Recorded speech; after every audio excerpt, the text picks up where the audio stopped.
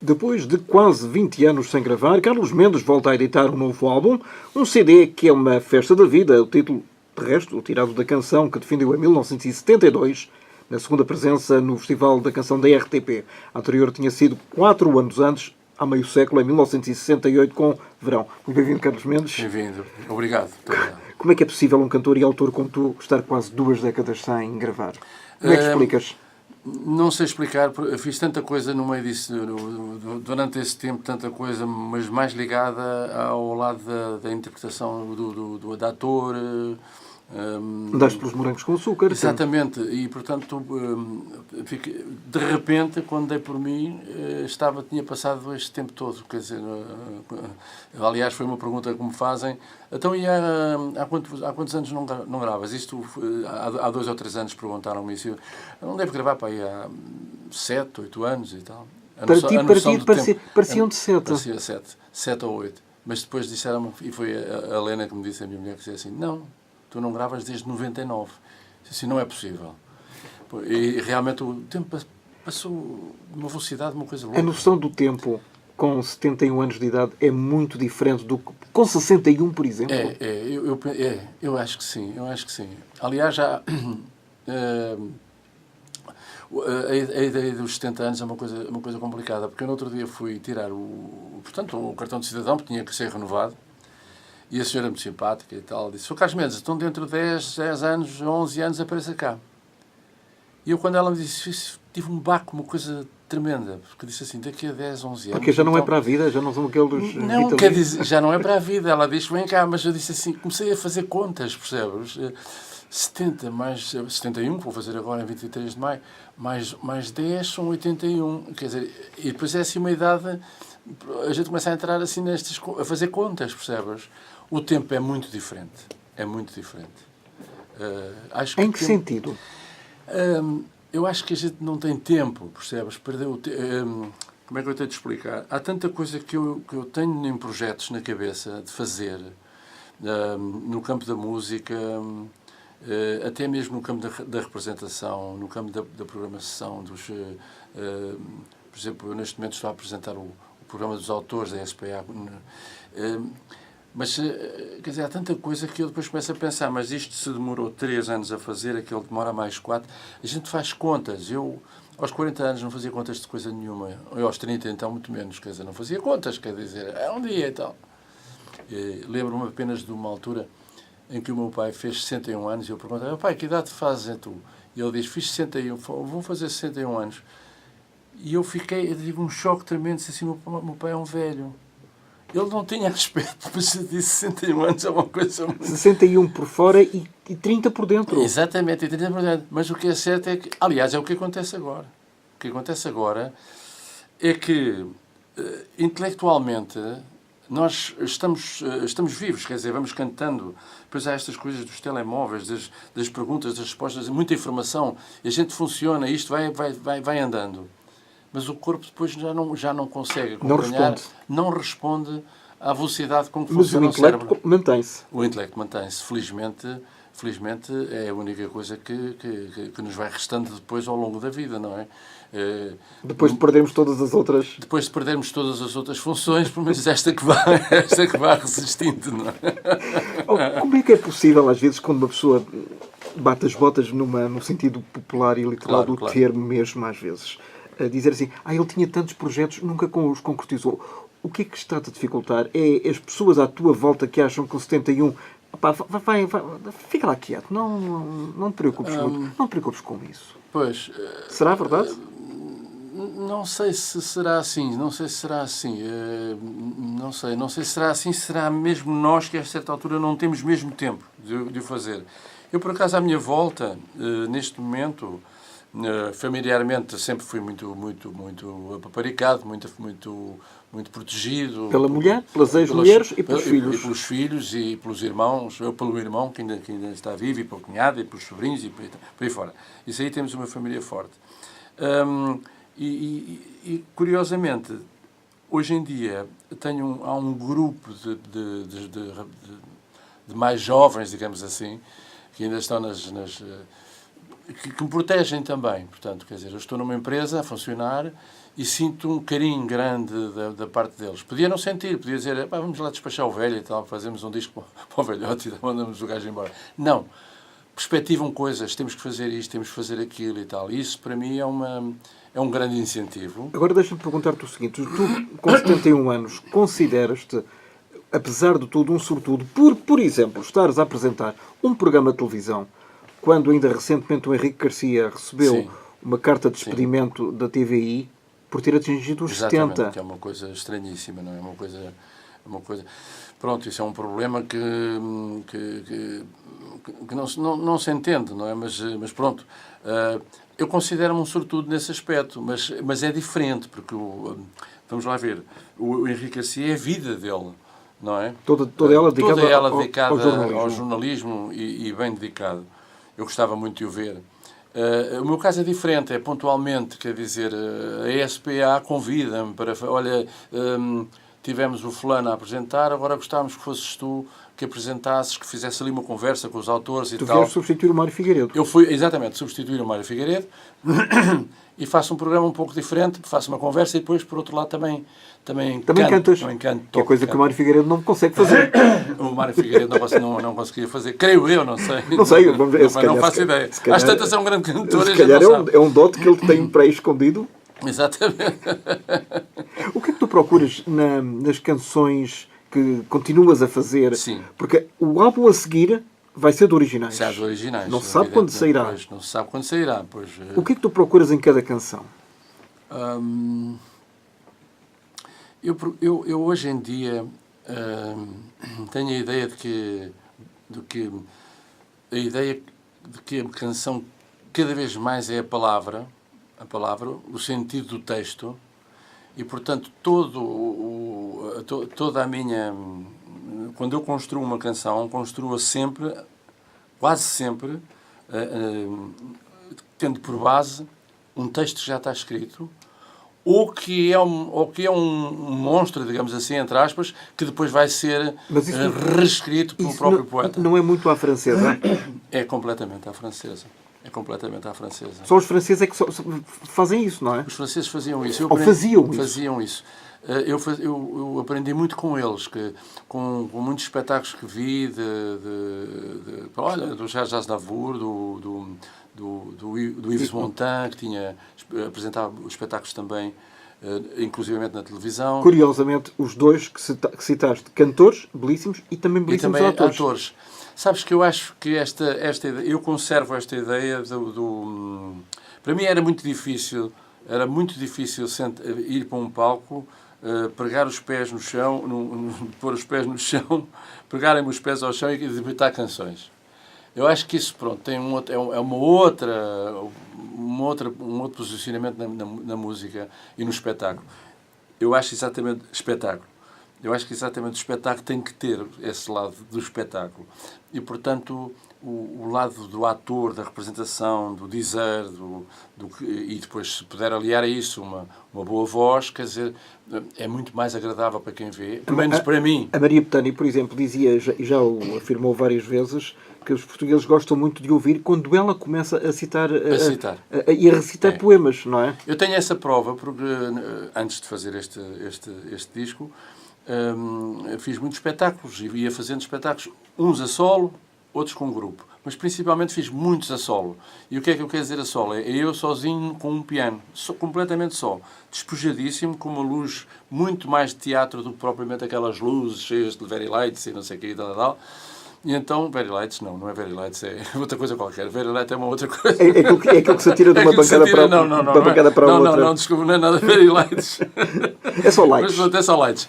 Pronto, e fazia muito isso. E reparava que o público ficava muito em salas pequenas, claro. Concentradíssimos a ouvir, porque percebiam o que estava a dizer. Quando se diz ruas de Lisboa, quando se fala da música que eu fiz também para Ti Meu Amor, que se está a ouvir agora em fundo, que foi escrita por Mário Soares, ou outra para qualquer, para a Maria Barroso, outra qualquer, quer dizer, eu pessoalmente preciso de perceber as palavras. E é uma coisa que acontece às vezes em certos músicos, em certos cantores de outra geração, há um acelerar da palavra, quer dizer que a certa altura a gente não consegue perceber o que é que está dito. Porquê? Porque tem que cumprir 3 horas ou 2 horas e meia de espetáculo. Mas onde eu sinto mais isso é nas novelas. Eu, por exemplo, às vezes quando vejo novelas, vejo-as porque eu gosto de acompanhar o que é que se está a passar com os atores. Por exemplo, a Rita Blanco está a fazer uma novela e faz um papelaço, uma coisa extraordinária, não é? Uma atriz de uma categoria extraordinária. Está numa novela da SIC. Pois, exatamente. Aliás, ela é brilhante. É brilhante, ponto final. Mas eu não tinha esta ideia, percebes? Não tinha esta ideia e ela está com uma maturidade, uma coisa extraordinária. E por vezes, eu não sei se tu já passaste pelas novelas em vários registros, por vezes os personagens não há tempo para eles respirarem. É, exatamente. Às vezes não têm tempo. Às vezes, por exemplo, uma conversa entre um pai, e é isso que nós vemos nas novelas brasileiras, há tempo, por vezes, uma conversa entre uma mãe e uma filha, um pai e um filho. Pois. Estão ali 2, 3, 4 minutos. O que para uma novela é uma eternidade, mas quando o texto é bom e a representação melhor ainda, o espectador deixa-se levar. Mas o que eu te queria dizer era exatamente por causa da palavra, porque falámos na Rita, mas há outros, evidentemente, que o João Lagarto, por exemplo, a gente percebe tudo o que eles estão a dizer. E, entretanto, entram os mais jovens, que há jovens a representar muitíssimo bem, extraordinários, mas depois há outros que não se percebe, quer dizer, e às vezes não é do televisor. Percebes? Não é da idade. E não é da idade, quer dizer, não se percebe. É um texto muito rápido e eu faz-me isto a mim é que me faz um bocado de confusão, percebes? Acho que quando tu escreves um texto e dizes assim, Carlos, tu vais cantar esta canção, vais fazer uma canção em cima deste texto, eu tenho que respeitar aquilo que tu escreveste. Percebes? Palavra a palavra. O que é que te faz confusão hoje em dia, para além disso? Sim, há tanta coisa que me faz confusão. Olha, faz-me confusão os incêndios, faz-me confusão as pessoas a serem tiradas de casa por causa do turismo. Por causa do turismo, essas coisas todas, quer dizer, há muita coisa que me faz confusão. As ruas da minha cidade foram escritas em que ano, por exemplo? 76, 77. Portanto, 76. Há 40 anos. Sim, 40 anos. 40 anos. Lisboa está muito diferente. Muito diferente. Para melhor, sim. Para pior ou apenas para diferente? Eu acho que Lisboa está para melhor. Está para melhor. Eu gosto mais da Lisboa de agora, está uma Lisboa moderna, cosmopolita, às tantas até parece uma Lisboa quinhentista, quer dizer, onde se cruzam várias línguas, vários tipos de... Ouve-se falar chinês, mas na Baixa. Quer dizer, todo o centro de Lisboa... Há uma concentração. Uma concentração no centro de Lisboa. Quer dizer, eu nasci, portanto, na Alameda de Dom Afonso Henriques, quer dizer, de vez em quando vou lá não por motivos familiares, mas passo por ali para ir. Olha, por exemplo, para vir aqui, passei por lá. Não é por nostalgia. Não. Mas passei e tenho lá amigos, nomeadamente o Xabi, que fez parte do Shakes, não é? E faz-me muita pena passar na Avenida de Roma e ver a Avenida de Roma completamente vazia. Vazia. A Avenida de Roma era uma coisa louca.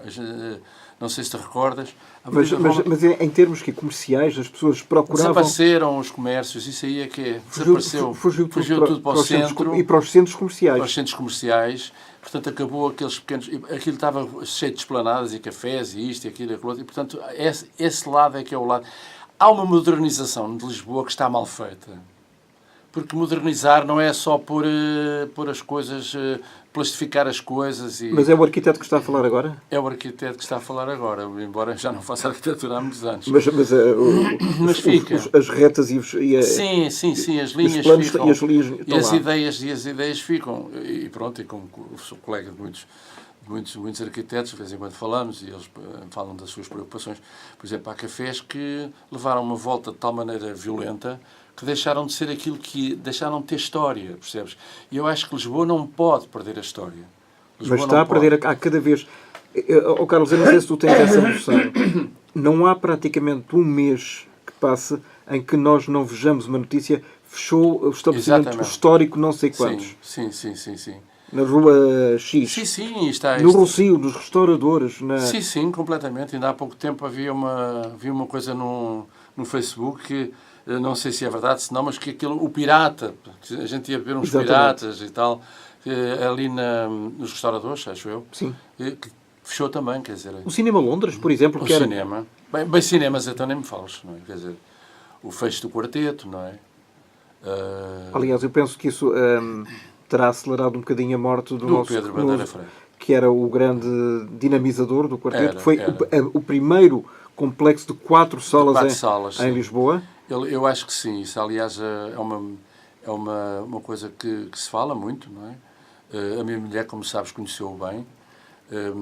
Chegaram até a ser namorados e, portanto, ela diz isso, quer dizer, que o facto ele tinha uma paixão pelo quarteto, quer dizer, aquilo era uma paixão, não é? E, portanto, o facto de desaparecer o quarteto acelerou, como tu dizes, acelerou a morte, quase certamente. Mas, portanto, estás a ver, é o quarteto que fecha, é o Londres que fecha, ali, olha, o próprio Cinema Roma passou a ser o Fórum Roma, mas é para reuniões de assembleias. É uma coisa da Câmara Municipal. Portanto, quer dizer, perdeu aquele encanto da gente ir ver os filmes ali. Quer dizer, o próprio Império. O próprio que está Cinema entregue a uma confissão religiosa. Portanto, esse lado da cidade, para mim, está um bocado... está desertificado, digamos assim. Quer dizer, o Herman, no outro dia, aliás, e tu estive recentemente no programa dele, ele dizia, quando as pessoas o abordam e dizem eu gostava tanto do tal canal, ora, o tal canal foi em 83. 83, pois. E ele pergunta, mas vocês gostavam porque tinham 20 anos nessa altura ou efetivamente gostavam porque o humor era diferente, era original? Pois. O que é? É uma mistura das duas coisas. Sabes que eu gosto muito do Herman.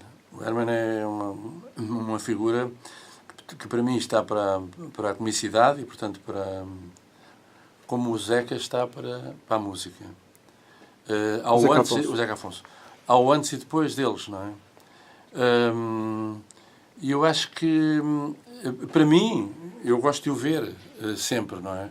Agora é evidente que o boom do humor do Hermano José, como o boom da música do Zeca, ou como o boom da música do Shakespeare, ou até mesmo eu, teve uma época, não é? Teve aquela época do estouro. Agora, há uma coisa que é fundamental, é que ele conserva-se em níveis muito bons. Muito bons.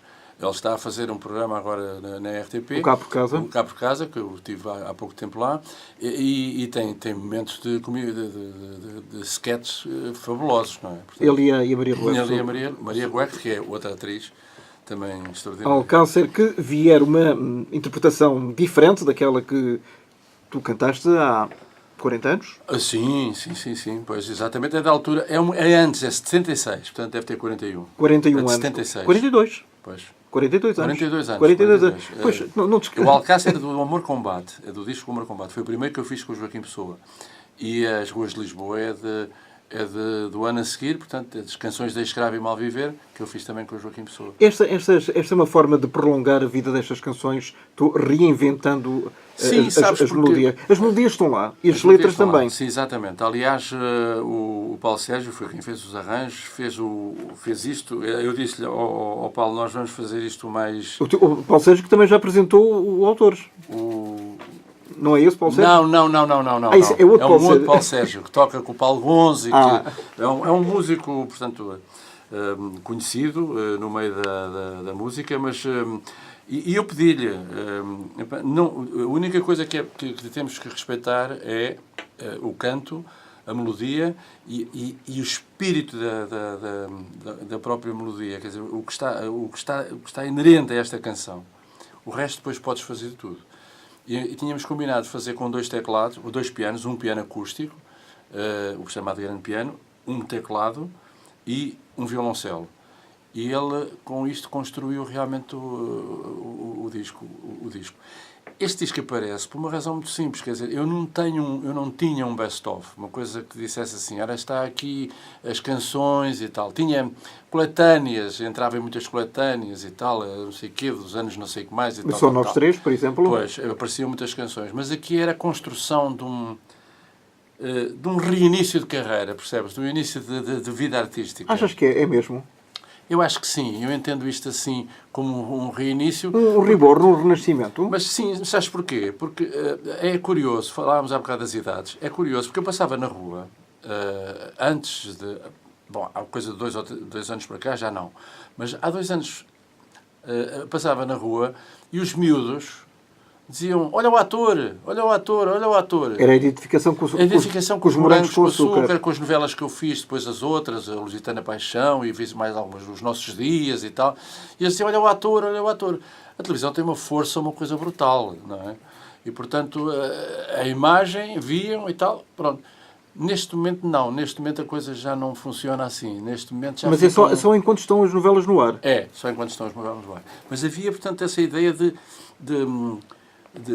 fazer renascer o nome outra vez, a pessoa, o autor de canções, etc. Percebes?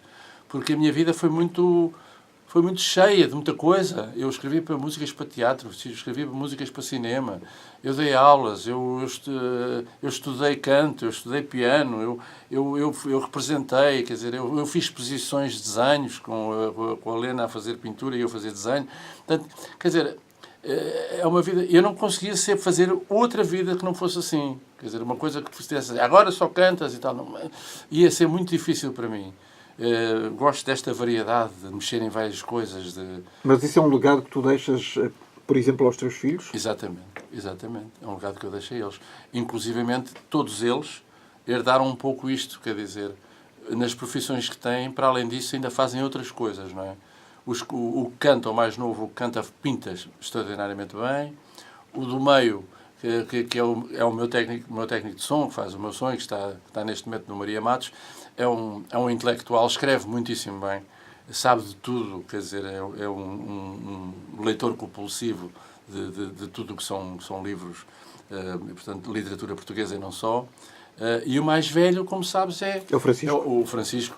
Canta também, toca. O que aconteceu à carreira dele? Ele, por razões que eu me vou escusar de dizer aqui, porque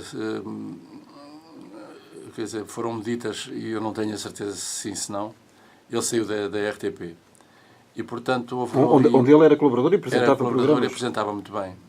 Mas ele aproveitou isso e como é um Mendes, não é uma pessoa que fique, quando leva um soco, fique no chão. Levantou-se e construiu uma vida ótima. Ele, neste momento, está a presidir o Foco Musical, que é um grupo, portanto, uma instituição que trabalha com escolas, com a música, e as escolas põem os miúdos, desde miúdos pequenininhos, bebés, até ao secundário, portanto, e que fazem orquestras, ensinam aos miúdos, portanto, substitui-se os instrumentos da orquestra por instrumentos de brincadeira e tal. E aquilo é muito engraçado. Mas é assim que se começa. É assim que se começa. E ele está realmente aquilo tem uma pujança muito grande. Olha, um dia entrevista-o porque ele explica-te isto melhor, porque eu já não o vejo há muitos anos. Tenho saudades dele. Quando estiveres com ele, eu vou dizer. Dá-lhe um abraço e está pré-agendado uma vinda dele cá. Há 50 anos, esta história... É engraçado que toda esta nossa conversa está a ser pautada e pontuada pela idade. Porque é quase inevitável. É inevitável. 1968, 2018, são 50 anos. No verão, tinhas 20 anos. Tinhas consciência de alguma coisa importante na tua carreira quando ganhaste o Festival da Eurovisão? Não, Eurovisão não, porque é o Festival RTP da Canção. RTP da Canção. Não tinha consciência de nada. Sinceramente, era um miúdo. Tu, quando olhas para aquelas imagens, reveste. Quer dizer, está ali uma pessoa que eu já não sei quem é. Está ali o de Carlos Mendes, não está? Está ali um outro e tal. Eu vejo essas imagens até dos shakes e tudo, mas é mais ou menos na mesma época. Seja como for, eu não tinha consciência de coisa nenhuma. Quer dizer, o que é que eu tinha consciência? Que estava em Londres, conhecia o Royal Albert Hall, portanto sabia que ia cantar num sítio fantástico, portanto estive ali várias horas a olhar para aquilo e ver e a saborear aquele espaço que é uma coisa cheia de história. Porque em 67 quem tinha ganho o festival foi Sandy Show. Foi a Sandy Shaw, exatamente, por isso. Exatamente, com Peppertone String. A cantora descalça, não é? Exatamente. E ela é que, pois, por isso é que foi Em Inglaterra. em Inglaterra.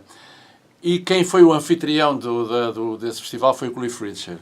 Mas eu não tinha consciência de nada. Eu queria divertir-me em Londres. Sabes o que é que eu queria ver? Por onde andavam os Beatles, os Rolling Stones, os Churches, toda essa gente. Portanto, percorria Carnaby Street e tal. E depois é um miúdo de 20 anos. O miúdo de 20 anos está na força da vida, não é? Portanto, quer dizer, apaixonei-me. Por uma inglesa? Sim, sim, sim. Naqueles dias?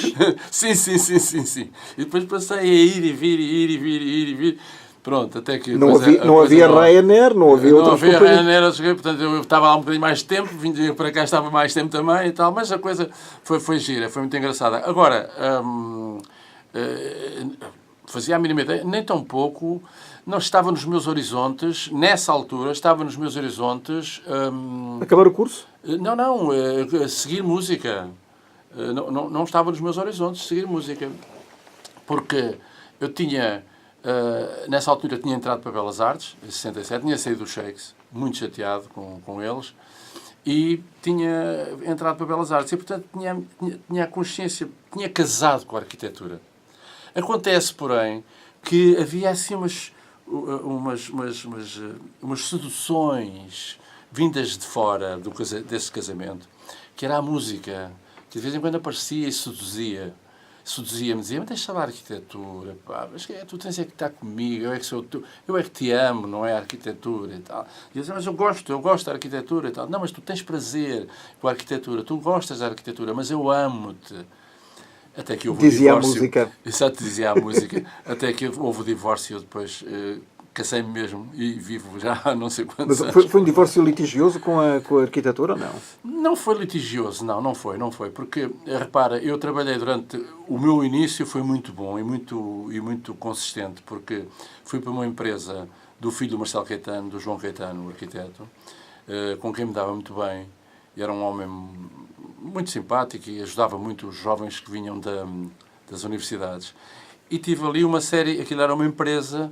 E, portanto, tive ali uma série de gente muito boa, de arquitetos, que nos davam uma grande ajuda, E apanhaste-o no 25 de Abril, ou não? Apanhei o 25 de Abril. Quando se dá o 25... Com ele? Com ele. Apanhei o 25 de Abril e ele teve que ir embora. Não se fala dos filhos... fala-se muito da Ana Maria Caetano. Sim, da Ana Maria Caetano. Mas do João Caetano não se fala. Nem no João, nem no Miguel. Eu conheci o João e conheci o Miguel. O João era mais... eu acho que o João, a seguir ao 25 de Abril, foi para Paris. Ele ainda tivemos ali uma conversa ou duas logo a seguir. Depois aquilo ele saiu e evidentemente ele era a cabeça daquilo, era o pilar daquela empresa, e quando ele saiu aquilo depois começou tudo a esfarelar. E entretanto houve um convite, veio uma proposta da Direção-Geral das Construções Hospitalares que estavam a fazer iam fazer dois hospitais, o Hospital de Guimarães e o Hospital da Horta, e que precisavam de gente, arquitetos jovens ou não, jovens, esfiados por um mais velho, lá está, esfiado por um mais velho. Nessa altura. Nessa altura, esfiado por um mais velho, e que constituírem umas equipas. Isto no tempo creio que estava o Vasco Gonçalves. Estamos a falar em 75. 75, pois, exatamente. Vasco Gonçalves enquanto Primeiro-Ministro. Enquanto Primeiro-Ministro. É que nós temos que justamente dizer assim quem são as pessoas, porque nós estamos tão empenhados. Pois, é verdade, tens razão. Esquecemos que muitas vezes quem nos está a escutar e a seguir esta conversa... Vasco Gonçalves, quem é? Primeiro-Ministro, foi na altura. Exatamente. Foi durante vários governos. Exatamente. E ele, portanto, houve essas equipas, eu fui convidado, mostrei o meu currículo, eles aceitaram-me, e então fiquei 8 anos na Direção-Geral das Construções Hospitalares para fazer o Hospital de Guimarães, que está feito, é um hospital novo, deu-me muito trabalho e tal. Mas sabes que o trabalho que eu tive na Direção-Geral das Construções Hospitalares era muito demorado, quer dizer, fazia-se o estudo prévio, depois demorava-se muito para o anteprojeto, depois demorava-se muito para... Eu tive quase 8 anos para fazer um projeto de arquitetura, quer dizer, era uma coisa Isso é absolutamente frustrante. Era frustrante. A certa altura, depois, enquanto estava a ser apreciado... enquanto estava a ser apreciado o estudo prévio, a gente não fazia nada. Quer dizer, e, portanto, jogávamos xadrez. Eu aprendi a jogar xadrez na Direção-Geral das Construções Hospitalares, que é uma coisa perfeitamente absurda. E eu disse, não, isto não pode ser. E depois havia os tais convites, os tais namoros da música, sistematicamente. Opa, anda cá, vem-me ouvir e tal. Olha que eu sou tão bem. E chegava à casa, tinha um piano, e dizia, pá, vou tocar, vou aprender, vou isto, vou aquilo. Pronto, a certa altura foi fácil, portanto não houve litígio. E não te arrependeste de nada? Sabes quando é que eu me arrependi? Quando fui pedir a minha reforma. Há quantos anos? Portanto, 65, não é? Eu recebi a reforma há 5 6 anos. Vai para 6. Qual foi a surpresa que tu tiveste? A surpresa foi que a senhora disse assim, a sua reforma é esta. Tem alguma curiosidade em saber qual era a sua reforma se tivesse continuado como arquiteto na Direção-Geral das Construções Hospitalares? E eu disse, você está-me a criar aqui um forte problema. E ela depois disse-me, e eu disse, pois é. Mas disse baixinho. Disse baixinho. E eu fiquei, quer dizer, ao princípio foi um choque, disse assim, pois é, mas depois por outro lado disse assim, eu sou tão feliz, pá, por ter tido estes anos todos com a música, por ter casado com a música. Sou tão feliz, que provavelmente se tivesse continuado na arquitetura, hoje estava talvez um velho rasingão, chateado, nunca teria conhecido a música como eu conheci e como eu conheço e como ainda estudo e aprendo com os mestres e que ainda há jovens. Eu tenho professores que são mais novos que eu. Que é engraçado. E, portanto, é uma maravilha, quer dizer... E, portanto, esta felicidade foi conquistada. É uma felicidade que vai comigo. Mas isso é um conselho que tu deixas a quem está, por exemplo, a começar ou que ainda pode agarrar uma profissão para além da música? Pensem na hora da reforma. Sim, pensar na hora da reforma. Eu acho que sim. É que ninguém pensa. Ninguém pensa na hora da reforma. Pois, ninguém pensa nisso. Também não sei se na altura, daqui a quem tem depois 20 ou 23 anos, daqui a 40 anos se haverá segurança social. Se haverá segurança social. Mas, de todo modo, sabes uma coisa? Eu acho que há um lado que... eu posso estar a ser muito romântico neste aspecto, não é? Mas acho que é romântico, um lado... tipo idealista. Idealista, exatamente.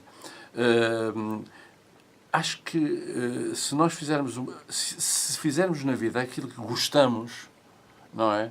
Eu acho que isso é um preço que... Não tem preço. Não tem preço, exatamente. Quer dizer, não há nenhuma empresa que pague este preço de ter o prazer de fazer coisas. Há uma liberdade que tu tens, que eu tenho. Primeiro, de levantares mais tarde, eventualmente. De levantar mais tarde. Até acordar mais cedo. De fazer o que quero. De trabalhar a música às horas que eu quiser. Quer dizer, eu dependo de mim próprio. Bom, mas isso também podia fazer no meu ateliê. Quer dizer, não está por aí. Está mais pela profissão, sabes? Está mais pela profissão. Quer dizer, eu escolhi a música porque, é o que eu te disse há bocado, é o amor. Uma coisa é o prazer, é ter prazer. Pronto, eu tinha prazer em fazer os meus desenhos e estar com os colegas e fazer... E parafraseando a Ari dos Santos na Desfolhada, quem faz uma música fala por gosto. Fala por gosto, exatamente. E é isso, quer dizer, que eu acho que a mim, eu na altura não estava ali um bocadinho numa dúvida, mas será que eu vou ficar aqui a vida toda nos tiradores e tal, e será que eu consigo isto? Mas também fiz contas, disse assim, não, talvez se eu for arquiteto provavelmente acabarei a minha vida numa vivenda gigante, pá, e tal, cheio de coisas, de mordomias, etc, e dinheiro para andar por aí a viajar pelo mundo. Mas estarei vivo, chegarei a velho? Talvez não. Portanto, eu prefiro não ser rico. Tu sentes-te velho, nesta altura? Não sinto. Mas, quer dizer, tenho a idade de um velho, não é? Portanto, quer dizer, não vale a pena a gente... Terceira idade. Eu gosto mais de velho, sabes? Eu gosto da palavra velho. Eu não gosto do sénior, nem do júnior, eu gosto da palavra velho. Traz sabedoria? Sim, é uma palavra que traz sabedoria e que o velho tem sabedoria, tem a sabedoria da vida. E eu sempre gostei de gente mais velha e dei-me sempre com gente mais velha porque aprendo muito com eles. Quer dizer, eu adorava, por exemplo, ir para o café com o meu pai ou com os meus irmãos, mas sobretudo com o meu pai, quando ele se juntava com o Zé Magalhães Godinho, com o Raul Rego, que são pessoas importantíssimas que alguém provavelmente já não se lembram. Não, que hoje já teriam 100 anos. Hoje já teriam mais de 100 anos, e com o Dantas Brás, com tanta gente, e estar ali a absorver tudo aquilo que eles diziam. Quer dizer, era uma aprendizagem, uma cultura oral, percebes? Com os meus irmãos era a mesma coisa. Eles sentavam-se no café, falavam, discutiam política, discutiam filosofia, discutiam história. E eu ia ouvindo aquilo, e muito da cultura que tenho é uma cultura de orelha, como se costuma dizer, não é? Das discussões em casa, e depois, mais tarde, da leitura. Mas o que eu te estava a dizer é que eu gosto da palavra velho. Eu não me importo nada com... Então, 70 anos és um velho. Não, acho uma palavra que, como tu disseste muito bem, está ligada à sabedoria. Alguém já te disse isso?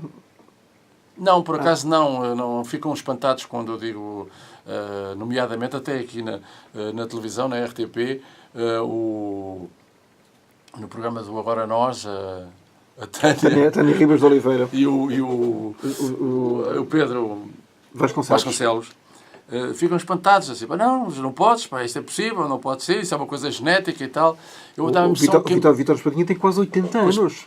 Ninguém lhes dá. Ninguém lhes dá. Portanto, quer dizer, eu não me sinto com essa idade. Agora, sei que a tenho. Quer dizer, de que é que tens mais receio à medida que o tempo vai caminhando para o fim? Sabes que eu tenho aquela frase das saudades do futuro, é uma coisa muito forte. A pena que tenho é de não... sabes que eu sou agnóstico. Portanto, eu tenho uma relação com a transcendência não resolvida. É a única coisa que eu ainda não resolvi. Portanto, há pessoas que são ateus, pronto, acabou. E há pessoas que são crentes. Eu sou um agnóstico, que é uma coisa que não se percebe. Quer dizer, portanto, não sei se existe, se não existe, se é porque... E, portanto, a única coisa que eu sinto é uma saudade, que é muito nossa, primeiro da minha mulher. Quer dizer, porque